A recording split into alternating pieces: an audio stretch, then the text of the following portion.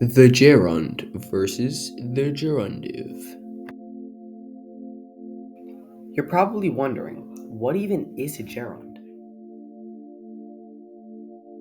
A gerund is a verbal noun in Latin. It comes from a verb but behaves like a noun, referring to the act of doing something in a general way. And Remember, It's always active in force. that is exactly right, my friends. A gerund is always active in force. This is because a gerund expresses the action itself, not someone receiving the action. Now you must be thinking, how are gerunds used? The first thing you must know is gerunds can be used in 4 different cases. The first case is the genitive case, and the genitive is often used with causa. this shows possession or description, and is translated as of blanking. The next case is the dative case, and The dative is used normally, bro. It's normally. this special guest John is exactly right, as the dative case of the gerund is used in the usual way the dative case functions in Latin.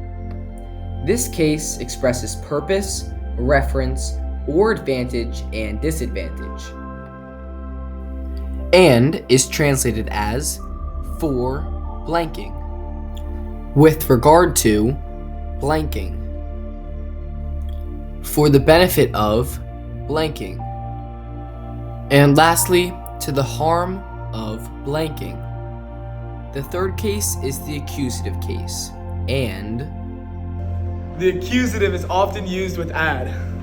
this special guest Ryan is exactly correct, as the accusative case of the gerund is almost always used after the preposition add to express purpose, especially movement or intention. Think of this formula: add plus accusative gerund equals for the purpose of blanking. Lastly is the ablative case, and Ablative is often used with prepositions. our special guest Jay is exactly correct, because the ablative case in Latin often expresses means, manner, cause, or separation, and Latin uses certain prepositions that specifically require the ablative. And the ablative gerund translates to by, with, from, blanking. Now, let's put this all together with some Latin sentences.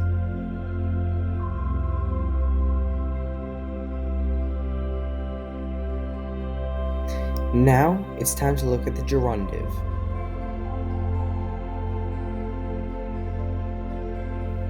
What is a gerundive?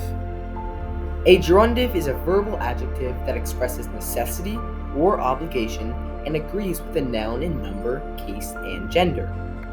The gerundive expresses obligation. An example of this would be Liber Legendos, the book that must be read. The gerundive is also used in passive periphrastic constructions. For example, Liber Legundos et. The book must be read. The gerundive is also with dative of agent, and it identifies who has the obligation. For example, Liber mihi legendos est. The book must be read by me.